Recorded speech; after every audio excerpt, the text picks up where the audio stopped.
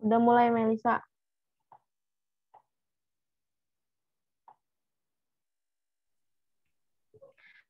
Selanjutnya itu ada program semester atau disebut dengan program, merupakan program yang berisi garis-garis besar tentang hal-hal yang akan dicapai dalam satu semester.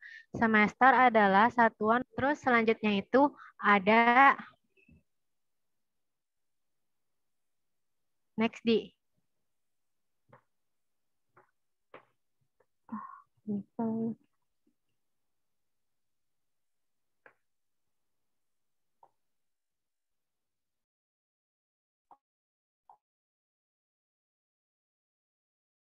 Bentar, nggak bisa Oh, next. belum.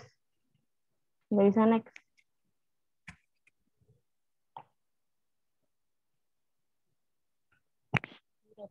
Tentang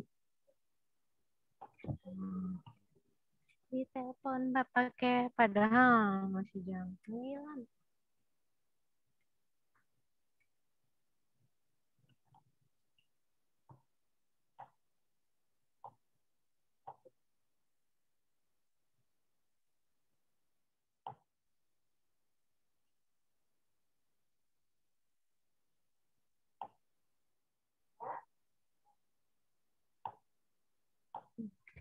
Sinyal.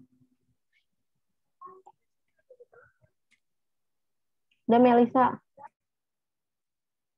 Belum muncul di HP Misa. Dari fungsi aja ini. Nggak dari program lagi. Ini dari fungsi aja.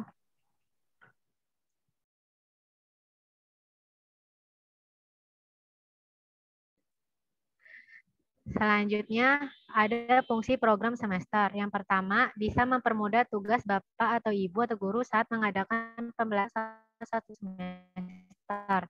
Yang kedua, mampu mengarahkan kegiatan untuk mencapai tujuan pembelajaran yang telah diprogram. Yang ketiga, menjadi pola dasar untuk mengatur tugas dan wewenang setiap pihak yang ikut serta dalam pembelajaran. Yang keempat, menjadi pedoman guru dan dalam bekerja dan belajar. Yang kelima, ada menjadi tolak ukur efektivitas pada proses pembelajaran.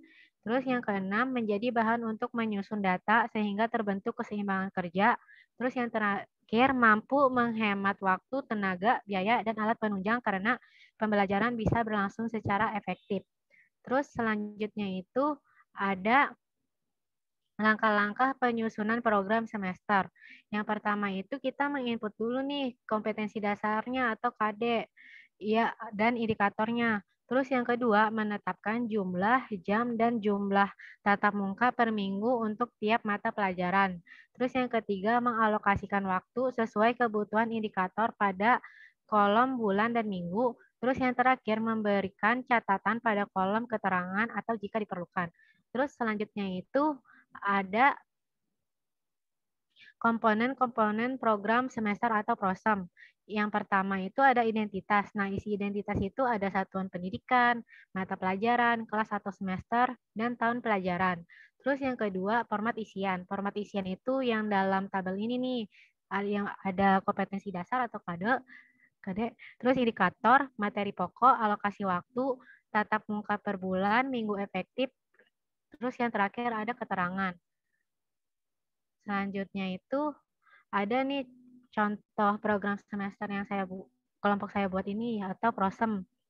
Perbedaan prota sama program semester ini yaitu pada alokasi waktunya. Kalau prota kan cuma disebutin selama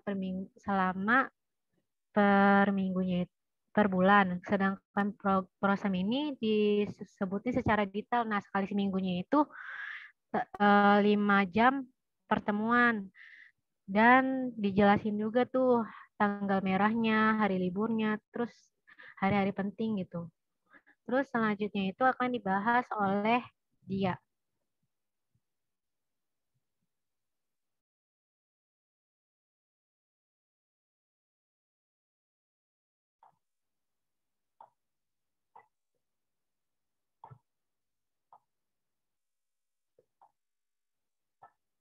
Selanjutnya silabus. Silabus adalah salah satu komponen perangkat pembelajaran dari rencana pembelajaran pada suatu kelompok mata pelajaran dengan tema tertentu, yang mencakup standar kompetensi, kompetensi dasar, materi pembelajaran, indikator, penilaian, alokasi waktu, dan sumber belajar yang dikembangkan oleh setiap satuan pendidikan. Yang pertama adalah langkah-langkah pembuatan silabus. 1. Perhatikan komponen silabus, di mana terdapat 8 komponen yang harus diisi, yaitu ada standar kompetensi, kompetensi dasar, materi pokok, kegiatan pembelajaran, indikator, penilaian, alokasi waktu, dan sumber belajar. Yang kedua, petakan standar kompetensi dan kompetensi dasar. Standar kompetensi adalah seperangkat kompetensi yang harus dicapai siswa sebagai hasil belajarnya, sedangkan kompetensi dasar adalah rincian dari standar kompetensi. Yang ketiga, pilih dan tentukan materi pembelajaran yang sesuai dengan kompetensi dasar. Yang keempat, merancang kegiatan pembelajaran, di mana kita harus membuat kegiatan pembelajaran semenarik mungkin sehingga dapat memotivasi siswa untuk terus belajar. Yang kelima, tentukan indikator pencapaian agar lebih mudah merancang penilaian. Indikator merupakan penanda pencapaian kompetensi dasar yang ditandai oleh perubahan perilaku yang dapat diukur. Yang keenam, tentukanlah jenis penilaian. Penilaian dilakukan untuk mengkaji ketercapaian kompetensi dasar dan indikator oleh peserta didik. Lalu yang selanjutnya ada alokasikan waktu kegiatan pembelajaran, di mana alokasikan waktu yang dicantumkan pada silabus adalah perkiraan waktu rata-rata bagi peserta didik untuk menguasai kompetensi dasar. Yang kedelapan, tentukanlah sumber belajar yang akan digunakan. Sumber belajar ditentukan berdasarkan pada standar kompetensi, kompetensi dasar, materi pokok, kegiatan pembelajaran, dan indikator pencapaian kompetensi. Lalu selanjutnya ada langkah-langkah penyusunan silabus. Yang pertama, mengisi identitas. Yang kedua, menuliskan standar kompetensi. Yang ketiga, menuliskan kompetensi dasar. Yang keempat, mengidentifikasi materi pembelajaran. Yang kelima, mengembangkan kegiatan pembelajaran. Yang keenam, merumuskan indikator pencapaian kompetensi. Yang ketujuh, penilaian. Yang kedelapan, menentukan alokasi waktu. Dan yang kesembilan, menentukan sumber belajar. Berikut ada contoh silabus yang kelompok kami telah buat, yaitu silabus mata pelajaran matematika dalam materi teorema Pythagoras, di mana terdapat identitasnya yaitu suatu satuan pendidikan SMP kelas 8 semester 2. Lalu dalam silabus ini terdapat kompetensi inti. Dalam tabelnya terdapat kompetensi dasar, materi pokok, pembelajaran, penilaian, alokasi waktu, dan sumber belajar. Selanjutnya akan dilanjutkan oleh teman saya, Novia.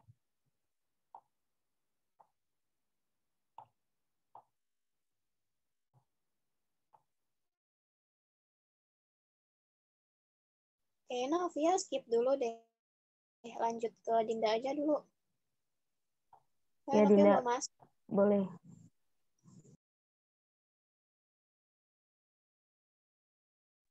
Oke. Nanti kita bikin link baru.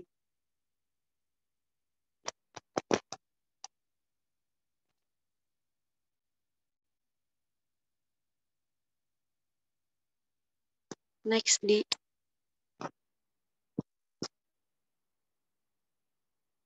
yang langkah-langkah. Baik, selanjutnya yaitu langkah-langkah pembuatan LKPD. Ada dua hal yang harus diperhatikan dalam pembuatan LKPD, yaitu menurut Nur Hawa pada tahun 2014, halaman 40 dalam Nur Haida tahun 2014, halaman 29 diantaranya. A. Dari segi penyajian materi, yaitu yang pertama harus judul lembar kerja, harus sesuai dengan materinya. Yang kedua, materi harus sesuai dengan perkembangan peserta didik. Yang ketiga, materi, bentar deh, kok mukanya nih, Ken? Belum dipin ya, Di? Dia, Dinda kok udah dipin.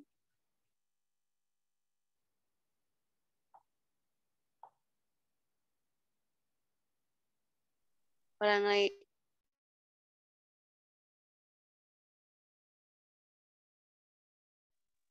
Diulangi lagi boleh nggak? Sebelumnya, Di.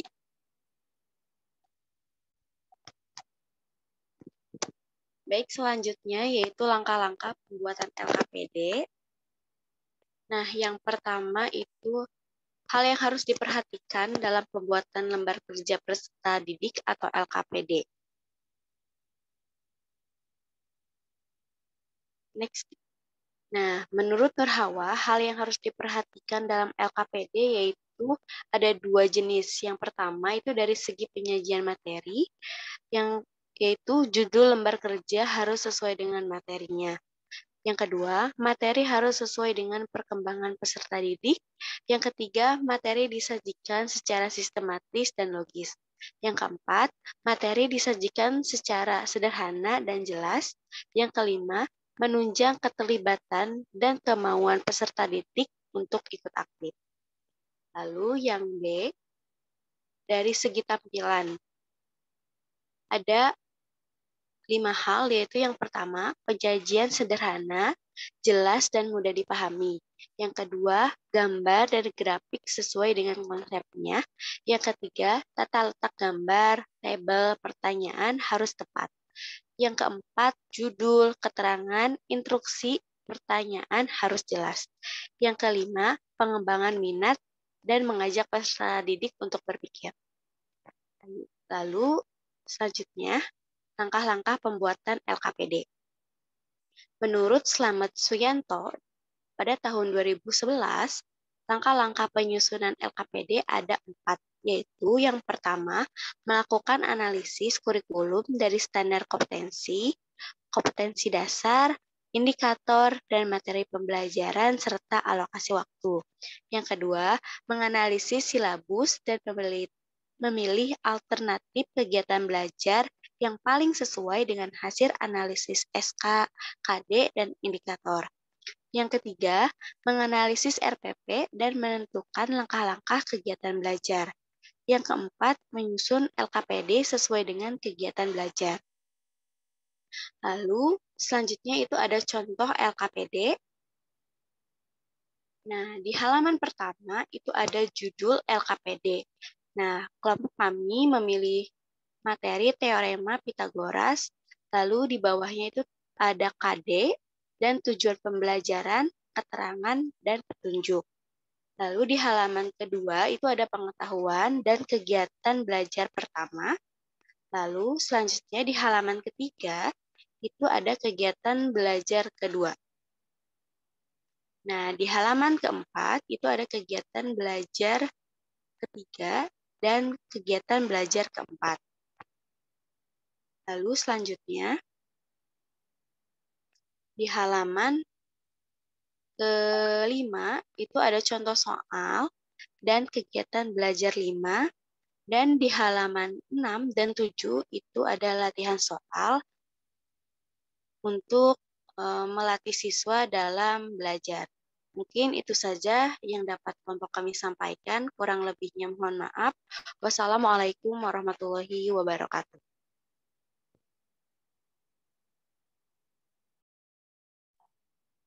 Klinikan lagi ya. Ini tinggal berapa menit? Belum ada pemberitahuan ya? Oh, ini katanya si Novi minta bikin itu baru katanya room baru. Ya udah kalau nggak selesaiin punya Niken dulu Iya, aja. room baru aja.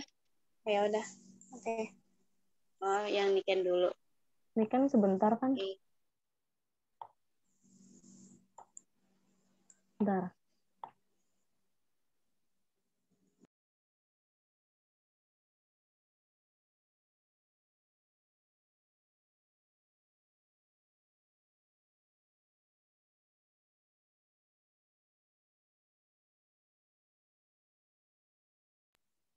Bismillah ya. Udah dipin belum gue nya? Udah. Bismillahirrahmanirrahim. Assalamualaikum warahmatullahi wabarakatuh. Kami dari kelompok 5 ingin memaparkan tutorial cara pembuatan prota, prosem, silabus, RPP, dan LKPD SMP kelas 8. Nah, kami beranggotakan yang pertama ada Diara Datul, yang kedua ada Dinda Rizdayani, yang ketiga saya sendiri, Niken Agustianti, keempat ada Novia, yang kelima ada Melisa. Yang pertama, saya akan memaparkan tentang program tahunan. Nah, berdasarkan kurikulum 2013, Prota adalah program umum pembelajaran untuk setiap kelas yang dikembangkan oleh guru. Nah, Prota tersebut sebagai rencana umum pelaksanaan pembelajaran setelah diketahui kepastian jumlah jam pelajaran efektif dalam 1 tahun. Prota perlu disiapkan dan dikembangkan oleh guru sebelum tahun pembelajaran berlangsung, karena merupakan pedoman bagi pengembangan program-program berikutnya seperti program semester, silabus, dan RPP.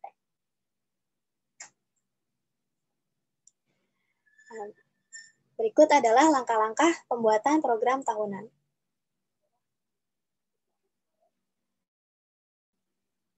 Yang pertama, kita harus menelaah terlebih dahulu kalender pendidikan dan ciri khas satuan pendidikan berdasarkan tingkat satuan pendidikan. Yang kedua, menelaah jumlah kompetensi dasar suatu mata pelajaran. Yang ketiga, menandai hari-hari libur, permulaan tahun pelajaran, dan minggu efektif. Yang keempat, menghitung jumlah minggu belajar efektif dalam 1 tahun. Nah, minggu efektif adalah hitungan hari-hari efektif yang ada pada tahun pelajaran yang berlangsung.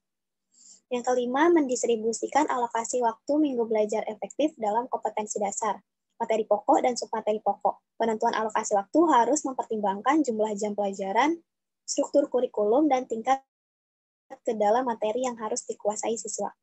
Berikut adalah dokumen yang diperlukan dalam perancangan Prota dan Prosem. Yang pertama itu ada kalender akademik yang dikeluarkan resmi oleh Dinas Pendidikan Provinsi. Yang kedua, ada struktur kurikulum, ketiga ada kompetensi dasar, dan yang terakhir ada silabus. Komponen-komponen dalam program tahunan. Yang pertama itu ada identitas. Nah, identitasnya itu terdiri dari kelas, muatan pelajaran, tahun pelajaran, dan satuan pendidikan. Yang kedua ada kompetensi inti, yang ketiga ada kompetensi dasar, yang keempat ada submateri, yang kelima ada semester, dan yang terakhir ada alokasi waktu. Berikut adalah contoh program tahunan. Kelas 8 Matematika.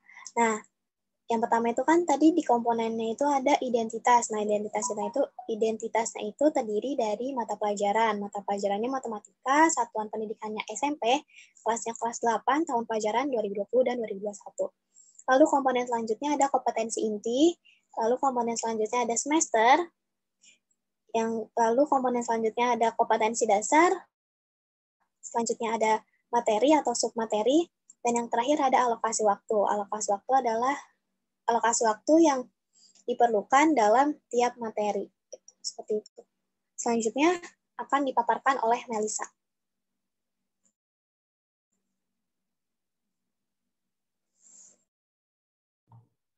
Novi beneran nggak bisa masuk sini? Nggak bisa katanya. Oh, ya udah. Coba Dinda kali yang end meeting, Din.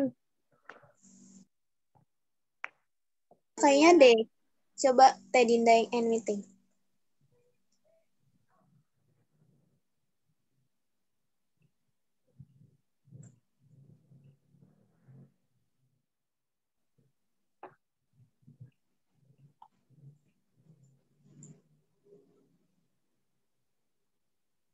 Jadi dia keluar sendiri, bukan end meeting. Iya ya,